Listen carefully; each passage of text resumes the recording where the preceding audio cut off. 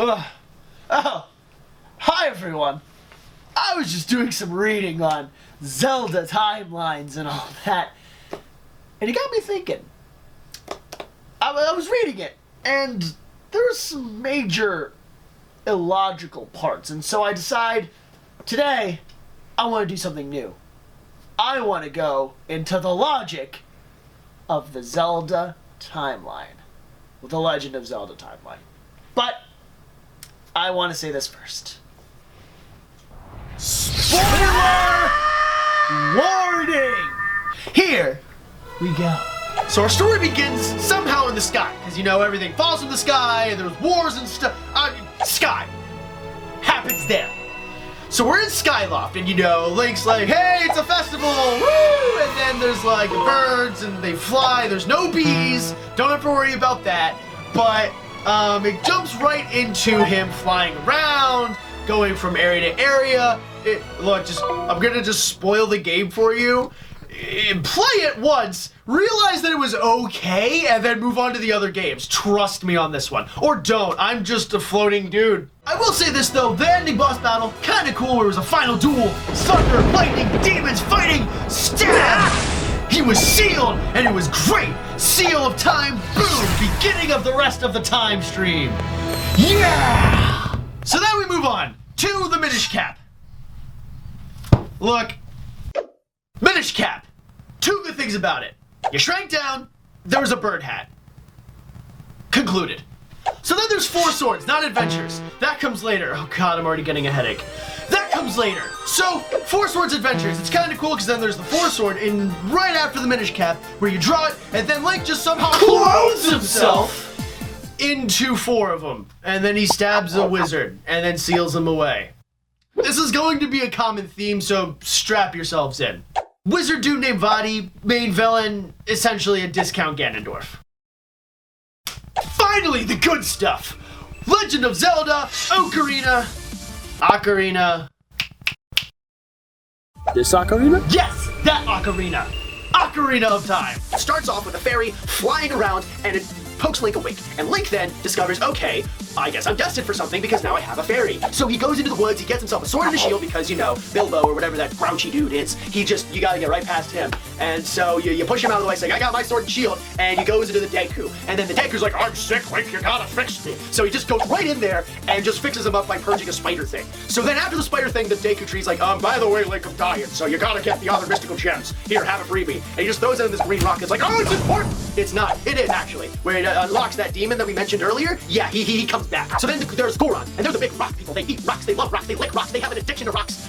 Yes, literally rocks. So after there's all these rocks, they meet Link. He's actually kind of cool. They decide, you know what, we have this Dagongo in the dungeon, and this Dagongo needs to be taken care of. So literally just another flippin' dungeon, but instead of woods, it's bombs and fire and explosions. After that, you then go to this riverside place where all the, Zora live, and with the Zora, they just have this giant fish, and you have to go inside him. Essentially, you're curing 3 things at the same time by pulling out rocks. So kidney stones, but mystical. So after the kidney stones, you gather them all up, then there's Ganondorf, and he's like, I'm here! And yeah, he then, like, pushes you about 7 years into the future, where then, uh-oh, you're an adult! And as an adult, you have to collect a bunch of medallions, where he goes to a shadow temple, a fire temple, a water temple. Water temple. And then finally you had an awesome one-on-one battle where you literally played space tennis. Well, more like holographic ball tennis, but you played holographic ball tennis with your Master Sword versus his fist, as he's punching this ball of light back and forth at you guys. And then you finally strike him down when, uh-oh, spoiler alert, he actually is Ganon the giant pig monster based off of some sort of Japanese lore that doesn't come to my head right now. But you do fight him. It is a scary boss fight, it is a wonderful boss fight, and it's literally just the title, Ganon. So after you have the title, Ganon, then you just fight him, you sword fight him, then the tower completely falls as you rescue Zelda from the tower because she was already captured because she was originally Sheik, but then she became Zelda, and then she was Sheik again, just Zelda, she hid for 7 years, it was awesome. Then they run out of the tower, and then That's the end of the game. Questions? Yes, sir. Can you go over that again? Okay. I'll make the short version. Long story short, young Link finds 3 rocks. They're cool rocks. One's blue, one's green, one's red. I can say colors. He has these 3 rocks. He's like, yo, I got the door. Puts them down, opens the door. Ganon's like, hey, buddy, thanks. Knocked out. And then, yeah, he's knocked out for a time period until Adult Link happens. So then Adult Link fights the Ganondorf after getting a bunch of seals and sages. Play the game if you haven't already. Change that. Seriously. I have to explain this to you. Seriously. Yeah. So then time stuff happens. Well, now we have splitting. Ooh. First we have Child Link. You know, the one that goes back in time. Adult Link, the Legend one. That actually makes sense with the Legend part of the Legend of Zelda title. And then Death Link. Spoiler warning, he dies. I warned you. No worries. Nintendo brings him back. We're gonna start with the child one now. Child's timeline. Here we explored Link as a youth. Okay, but we go into the first game, which is Majora's Mask. So essentially what happens is, you know, Link, he is actually kind of agile. He was trying to find Navi, I don't know why. See, I found her. Took me 3 seconds what you did the whole game. Now get out of here. Navigating through the woods, he's looking for the annoying fairy that no one liked. And essentially, he gets to this one portion where, hey, he gets stopped by Skull Kid, who's like a scarecrow. Okay, so he gets this scarecrow, and he's like, Scarecrow's like, hey, we're gonna go this way. And Link's like, no, he does like actually kind of cool backflips and stuff. You're like, whoa, he can parkour now, sweet. And then he falls into a pit, supposedly dies. We don't know. There's a whole like theories on that. Not my job today. So Link wakes up, and he's a Deku child, and it's creepy. And then he looks up and he sees this moon with a face, but it's not just any moon, it's the moon! So the moon. So then he's a Deku child, and he's walking around in the same town where I think literally Nintendo just went copy, paste, and there's literally this guy, and it's the same as this guy. And then there's this guy, who's the same as this guy. And then there's also this guy, who's literally the same as this guy. And I really hope I don't have to explain it further. I mean, this guy is this guy, and then this guy is this guy, and then this guy's this guy, this guy's this guy, this guy, and this guy's that guy's this guy. He's just copying and copying. It's plagiarism on yourself. Jokes aside, Link now gets the ability to transform because, you know, Song of Healing. From the guy who's copied and pasted literally. He's the only character that follows Link in this game. And he pulls out a giant piano out of a tiny backpack where he's like playing the piano on how to teach you to heal yourself. And then Link goes and heals like 2 other spirits, and then he gets their masks, and then he has to collect a bunch of masks, and then he gets another look, there's a lot of masking. There's like, he runs around on a cool horse. He's kind of more badass. At the final confrontation, he goes into the moon, he's fighting the Skull Kid, and you're in a meadow with one tree. And it's not the Deku tree, it's just a tree.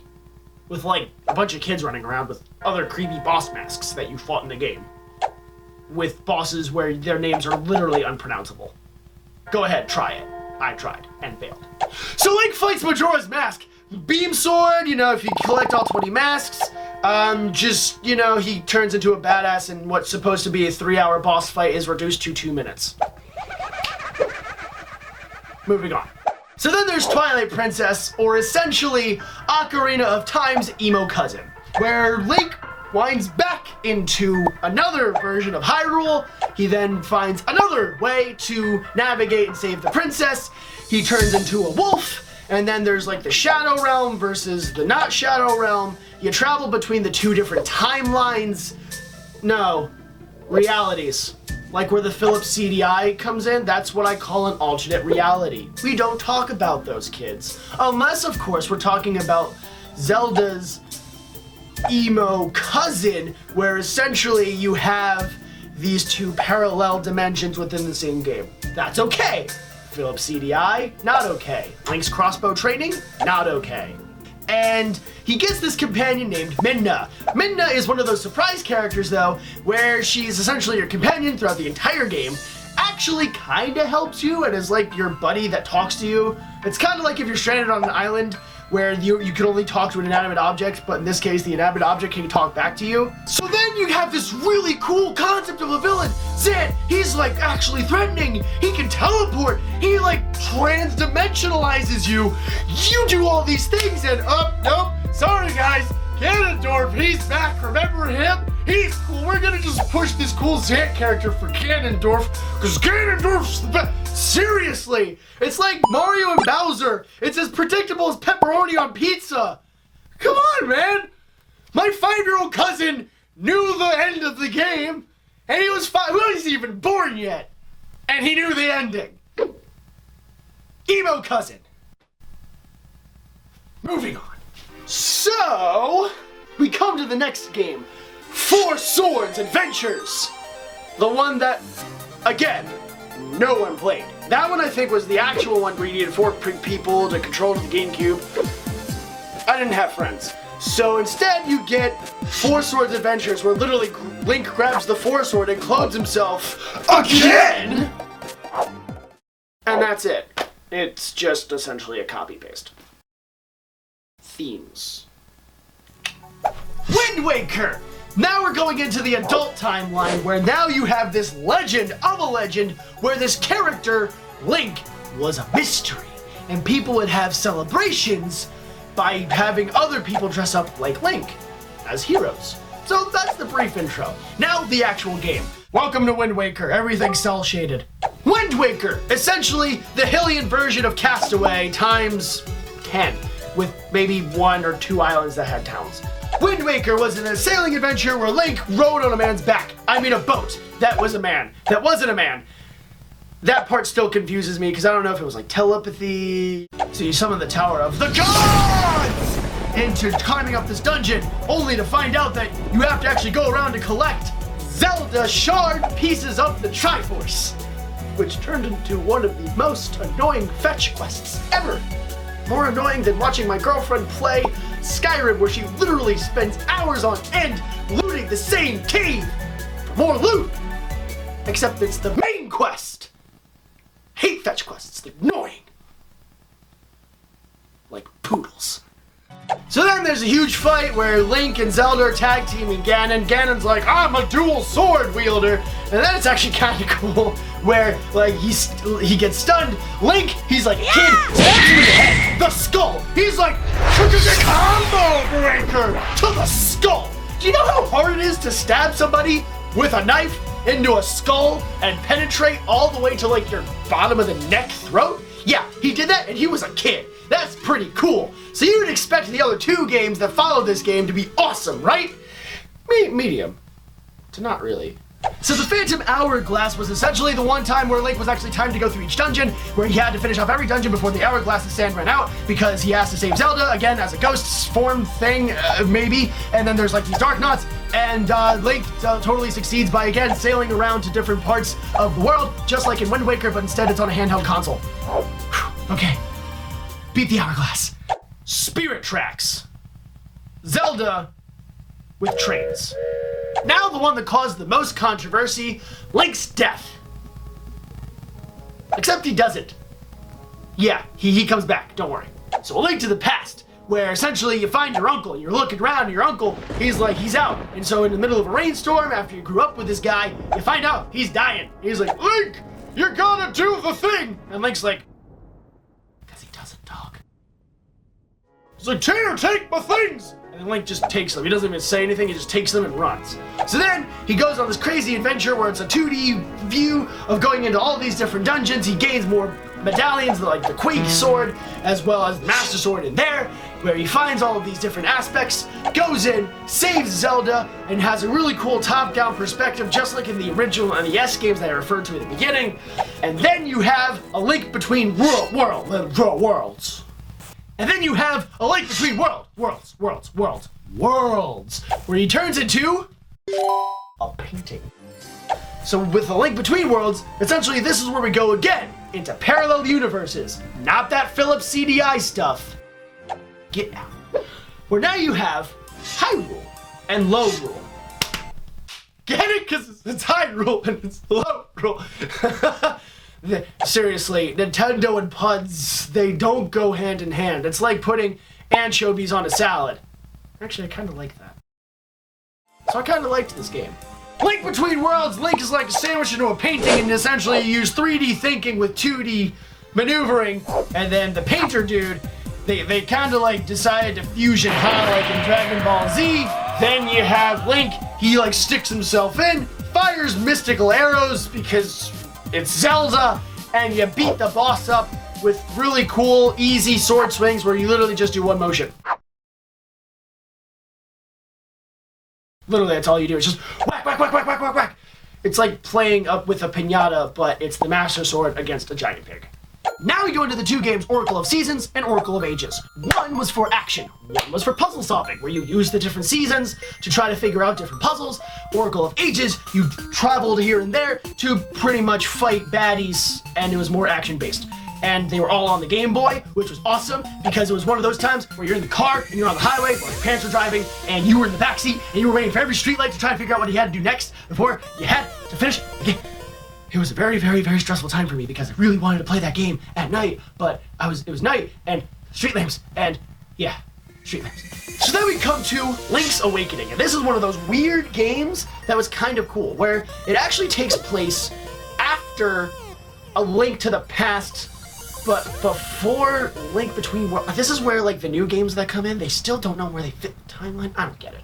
Anyway, Link sets out to a new world where his ship somehow is destroyed in the ocean, and he wakes up on a dream island, where then he has to go and transition and find all of these different mystical musical artifacts to bring back the mystical whale that's in an egg. And then this is essentially where Mario makes a guest entrance. Awakening. He woke up, and none of it was real. So after a bunch of monarchies and non-monarchies and monarchicals and things that England and Britain and Spain and France did at some point, Hyrule decided, I want to join in too. So after all of this monarchy malarkey, we come to, finally, The Legend of Zelda. Trademark. This game was really cool. It was brand new. It was the first NES game that actually came up with the same feature. Now, it was dangerous to go alone, so take this into consideration. You have to make sure that when you play this game, it's so fascinating and cool, because you do all these different adventures, you go through this dungeon and that dungeon, they all look like different shapes and sizes. And this was before online access codes and dungeons were available, so no ZeldaDungeon.net, none of that. Oh no, you actually had to, and follow me on this, think about it. And then we finally come to the adventure of Link after he kills Ganondorf. Spoiler warning again. I mean, how many times have we had to flash around on the bottom? Probably like 7 times. So, the adventure of Link was actually kind of cool because it went from a top-down view to like a 2D platformer. There was one guy that literally names himself Error. He just goes, I am Error, and then you fight Dark Link, and then if you die, Ganon comes back. If you win, whoop-de-flip-a-doo, and then we're done. Until Nintendo was like, oh yeah, by the way, we're just gonna skip the next 10,000 years, bring all the timelines together, and be like, all right, Breath of the Wild. Because logic. Breath of the Wild. Where you go around, you adventure, you plunder, you literally search wherever you want. And you have to find these 4 divine animals you currently probably occur finding at a zoo, and you fight these things. Guardians. They're not Guardians of the Galaxy. They just destroy you. Essentially, this is Nintendo's giant fat reset button on the whole timeline continuum thing. No more Philips CDI parallel dimensions. No more fans arguing over what part of the timeline is this. This is Nintendo saying, clean slate, open world, enjoy. Alright, you know what? Here's Tony from Hack the Movies. He's gonna sum everything up for you. See, it's called The Legend of Zelda because it's a legend. It's technically the same story being told over and over again, but changing over time, kind of like actual legends. Anyway, there's my sum up video. I hope you guys liked it, and I can't wait to play Breath of the Wild and beat things up as Zelda. Zelda's the green guy, right? Alright guys, I hope you liked the video. If you did, please let me know by liking it a lot, because if you do like it a lot and you like this type of format of logic series, I might start my own with other different mechanics of games of just talking to them. To you. Up to you. Either way, like, subscribe, follow us on Facebook, like us on Twitter. Again, scratch that. Reverse it. Follow us on Facebook, like us on Twitter. I did it again! Twitter, Facebook, you get it! Subscribe! Things, yes, please! Also, comments down below. They're always fun to read. Bye!